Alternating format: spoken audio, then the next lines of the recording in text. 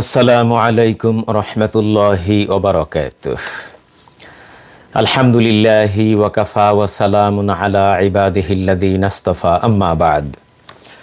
সুপ্রিয় দর্শক শ্রোতা, দেশে এবং প্রবাসে যে যেখানে আছেন, আপনাদের সবাইকে স্বাগত জানাচ্ছি আমার এখনকার আলোচনায়। দর্শক, গতকাল সারাদিনে মানে বাংলাদেশ সময় রাতে আর কি, আপনারা প্রতিদিনের ন্যায় অসংখ্য ইনবক্স করেছেন। এর মধ্যে একটা ইনবক্সিং ছিল এমন যে বাংলাদেশের বর্তমান যে রাষ্ট্রপতি অর্থাৎ ফ্যাসিস্ট স্বৈরাচার শেখ হাসিনার নিয়োগ দেওয়া একজন একেবারে অনুগত অযোগ্য, মানে বাংলাদেশের ইতিহাসে সবচেয়ে অযোগ্য রাষ্ট্রপতি মোহাম্মদ শাহাবুদ্দিন চুপ্পু, তিনি পদত্যাগ করেছেন। এই মর্মে আপনারা কিছু স্ক্রিনশট, তারপরে কিছু লিঙ্ক, ফেসবুকের লিঙ্কটিং ইত্যাদি অনেক কিছু পাঠিয়েছেন আমাকে। তো যাই হোক, কাজে থাকলে তো অনেক সময় রিসার্চ করা সম্ভব হয় না, খুব অল্প সময় মাঝে মধ্যে ব্রেক পাই। তো আমি রিসার্চ করে যা দেখলাম যে আসলে আপনারা জানেন যে একটি আন্তর্জাতিক মিডিয়া আল জাজিরার সাংবাদিক জুলকারনাইন শাহের, তিনি 2 দিন আগে এই তথাকথিত রাষ্ট্রপতি চুপ্পুকে নিয়ে একটি স্ট্যাটাস লিখেছিলেন। আর এই স্ট্যাটাসের পরেই আসলে তার পদত্যাগ বা তাকে অপসারণ নিয়ে কিছুটা গুঞ্জন শোনা যাচ্ছে। আর এরই পরিপ্রেক্ষিতে এই গুজব আসলে ফেসবুকে ছড়িয়ে পড়েছিল। তো এটি গুজব কি সত্য ঘটনা, এটি আলোচনা করার আগে আসুন আমরা জুলকারনাইন শাহের ভাই তার স্ট্যাটাসে কি কি লিখেছিলেন সেটি আপনাদের সাথে একটু শেয়ার করি। যদিও আপনারা অনেকেই পড়েছেন, বাট তারপরেও যেহেতু আলোচনা করছি চুপ্পুকে নিয়ে, সুতরাং তার সেই বিষয়টি আবারও পরিষ্কার হওয়া দরকার। উনি লিখেছিলেন, বাংলাদেশের সেকেন্ড হোম রাষ্ট্রপতি, অর্থাৎ বাংলাদেশে অতীতে যারা রাষ্ট্রপতি হয়েছিলেন প্রত্যেকেই কিন্তু যোগ্য ছিলেন এবং অধিকাংশই যারা রাষ্ট্রপতি হয়েছিলেন তারা প্রধান বিচারপতি ছিলেন। আর জিল্লুর রহমান বা আব্দুল হামিদ তারাও কিন্তু যোগ্য ছিলেন। কিন্তু এই চুপ্পু কখনোই কোনো জায়গায় মানে ভালো কোনো পদে, সরকারের ভালো কোনো পদে ছিলেন না। উনি শেখ হাসিনার একান্তই অনুগত, মানে অনুগত বলতে আমি যদি একেবারে খাস বাংলায় বলি, মানে একটা পশু যেমন একজন মনিবকে শ্রদ্ধা করে মান্য করে চলে, ঠিক অনুরূপ অনুগত মানুষ ছিলেন এই চুপ্পু, যে কারণেই কিন্তু তাকে নিয়োগ দেওয়া হয়েছে। তো তাকে নিয়োগ দেওয়ার পরে কিন্তু আওয়ামী শিবিরেও অনেক সমালোচনা হয়েছিল এবং সবাই হতবাক হয়ে গিয়েছিল যে এই লোকটা কোত্থেকে এসে মানে রাষ্ট্রপতি হয়ে গেলেন। এনিওয়ে, তো দ্বিতীয় কথা হচ্ছে যে বাংলাদেশের আগে যতজন রাষ্ট্রপতি ছিলেন প্রত্যেকেই একেবারে ক্লিন বাংলাদেশের নাগরিক ছিলেন। কেউ দ্বৈত নাগরিকত্ব গ্রহণ করে বাংলাদেশের রাষ্ট্রপতি হন নাই। তিনি একমাত্র ব্যক্তি, মানে যার বাংলাদেশ হচ্ছে ফার্স্ট হোম আর সম্ভবত মালয়েশিয়া হচ্ছে তার সেকেন্ড হোম। তো চলুন আমরা একটু ভিতরে পড়ি। মোহাম্মদ শাহাবুদ্দিন চুপ্পু গণপ্রজাতন্ত্রী বাংলাদেশ সরকারের প্রেসিডেন্ট। বর্তমান একই সাথে তার রয়েছে মালয়েশিয়া সেকেন্ড হোমে বিনিয়োগ এবং দুবাইতে ব্যবসা ও সেদেশের রেসিডেন্সি। এছাড়াও তিনি তৃতীয় একটি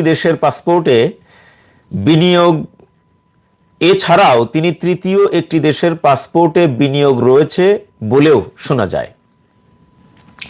রাষ্ট্রপতি চুপ্পুর মালয়েশিয়া সেকেন্ড হোমে 1,50,000 রিঙ্গিত বিনিয়োগ এবং দুবাইয়ের কয়েকটি ব্যাংক অ্যাকাউন্টের বিস্তারিত ও ওয়াআদ জেনারেল ট্রেডিং এলএলসি নামের দুবাইতে নিবন্ধিত একটি প্রতিষ্ঠানে ব্যবসায়িক বিনিয়োগের বিনিময়ে রেসিডেন্সি ভিসা পাওয়ার প্রমাণস্বরূপ বিভিন্ন কাগজ হাতে এসেছে।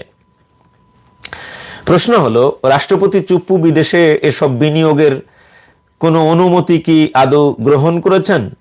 যদিও এসবই তিনি করেছেন রাষ্ট্রপতি হওয়ার আগে। তাহলে জিজ্ঞাসা করা যেতে পারে, বাংলাদেশে ব্যাংকের অনুমতি ব্যতীত মালয়েশিয়া সেকেন্ড হোম জনাব চুপ্পুর 1,50,000 রিঙ্গিত ও দুবাইয়ের ব্যবসায় বিনিয়োগ কি বৈধ? এবং তিনি যদি আনুগত্য মেনে অর্থের বিনিময়ে তৃতীয় একটি দেশের পাসপোর্টও গ্রহণ করে থাকেন, তাহলে কি বাংলাদেশের রাষ্ট্রপতি হিসেবে বহাল থাকা তার পক্ষে সম্ভব হবে? বাংলাদেশ ব্যাংকের সংশ্লিষ্ট বিভাগ জানিয়েছে, মোহাম্মদ শাহাবুদ্দিন চুপ্পুকে কখনোই এত বিপুল পরিমাণ অর্থ বিদেশে নেওয়ার অনুমতি দেওয়া হয়নি। এটা হলো ওনার সেই লিখা। এই লিখাটা নিয়ে পরে বাংলাদেশের বেশ কয়েকটি মিডিয়াতে নিউজও হয়েছে।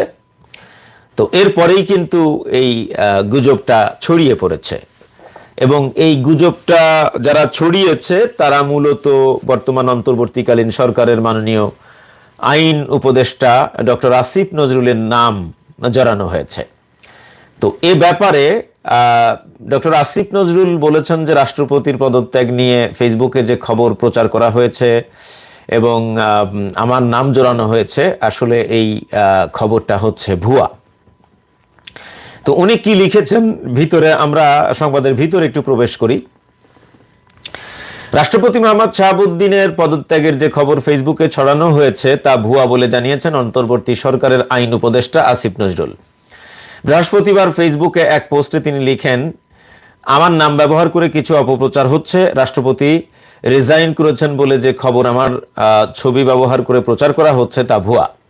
ছাত্র জনতার আন্দোলনে 5 আগস্ট শেখ হাসিনার দেশ ছাড়ার পর 8ই আগস্ট নোবেল বিজয়ী মোহাম্মদ ইউনূসের নেতৃত্বে অন্তর্বর্তীকালীন সরকার শপথ গ্রহণ করে।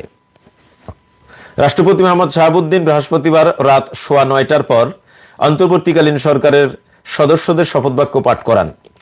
পরদিন শুক্রবার অন্তর্বর্তীকালীন সরকারের উপদেষ্টাদের মধ্যে দপ্তর বন্টন করে প্রজ্ঞাপন জারি করা হয়।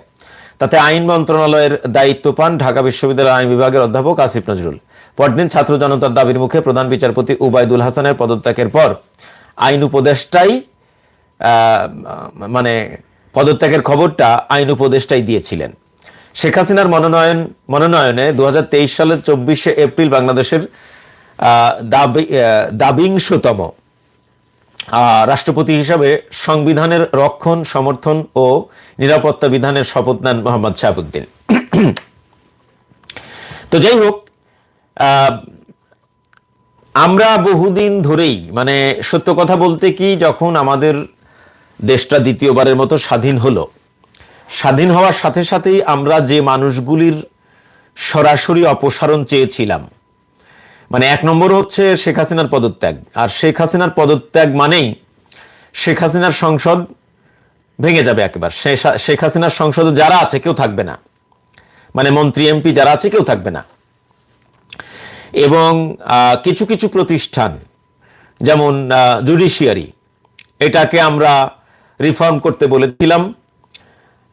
তারপরে পুলিশের আইজিপি, পুলিশের শীর্ষ কিছু পদ এবং নির্বাচন কমিশন, এসব মিলিয়ে পাশাপাশি বর্তমান যে রাষ্ট্রপতি চুপ্পু, তারও আমরা অপসারণ দাবি করে আসছিলাম বহুদিন ধরেই।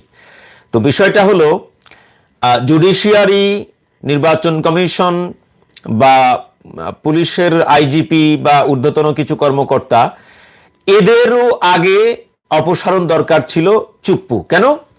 শেখ হাসিনার পদত্যাগ মানে তার সংসদ ভেঙে যাওয়া, আর তার সংসদ ভেঙে যাওয়া মানে সাথে সাথে চুপ্পুরও ভেঙে যাওয়ার কথা ছিল, কারণ চুপ্পুও সংসদেরই অংশ। কিন্তু শেখ হাসিনার প্রধানমন্ত্রিত্ব এবং তার মন্ত্রী পরিষদ এবং তার সংসদে যারা আছে তাদের সকলের অপসারণের সাথে চুপ্পুরও অপসারণ হওয়া দরকার ছিল।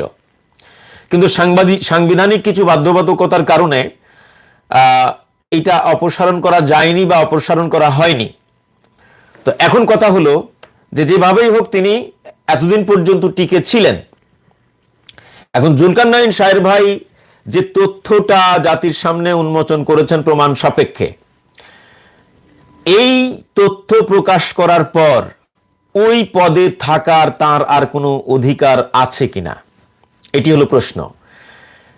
কেন বলছি, যেহেতু গুজবটা আইন উপদেষ্টার নাম জড়িয়ে বা আইন উপদেষ্টার ছবি জড়িয়ে করা হয়েছে, সুতরাং আইন উপদেষ্টার কাছেই এই প্রশ্নটা চলে যায় যে উনি তো আইনের ছাত্র ছিলেন, ছাত্র জীবনে, শিক্ষকতার জীবনেও তিনি শিক্ষক, আইনের শিক্ষক, এবং বর্তমান সরকারের তিনি মন্ত্রী, যে মন্ত্রণালয়ের দায়িত্বে আছেন সেটাও আইনেরই পদ। তো সুতরাং প্রশ্নের যে তীর, বা আমরা যদি কারোর উদ্দেশ্যে আঙ্গুল তুলি তাহলে আঙ্গুলটা কিন্তু তার দিকেই যায়, এই জন্য তার ছবিটাই ব্যবহার করা হয়েছে। তো এখন প্রশ্ন হলো যে বাংলাদেশের যে সংবিধানের আইন, বাংলাদেশের যে কনস্টিটিউশন, এখানে এমন একজন দ্বৈত নাগরিকত্ব প্রাপ্ত বাংলাদেশের নাগরিক তিনি রাষ্ট্রপতি পদে থাকার রাইট রাখেন কিনা, এবং তিনি যে দুর্নীতির সাথে জড়িত, এটি তো একেবারে দিবালোকের মতো পরিষ্কার। এরপরেও উনি কেন এখন ওই পদে আছেন, এটি জাতির প্রশ্ন। এই জন্যে তার অপসারণ অথবা তার পদত্যাগ এখন সময়ের দাবি মাত্র। আমি মনে করি যে মানে জবাবদিহিতার জায়গা থেকে অন্তর্বর্তী সরকারের কাছে আমাদের দাবি যে এই বিতর্কিত রাষ্ট্রপতি, এই দুর্নীতিবাজ রাষ্ট্রপতি এবং দ্বৈত নাগরিকত্ব প্রাপ্ত একজন বাংলাদেশের নাগরিক, তিনি কখনোই কোনোভাবেই কোনো নৈতিকতার মানদণ্ডে, কোনো আইনের মানদণ্ডে, কোনো সাংবিধানিক মানদণ্ডেই তার আসলে এই পদে থাকার আর কোনো রাইট নাই। তিনি এই পদে থাকার সম্পূর্ণ অধিকার হারিয়েছেন। অতএব যে কোনো মুহূর্তে, যে কোনো মূল্যে ইদার তাকে অপসারণ করতে হবে অথবা তার পদত্যাগ করতে হবে।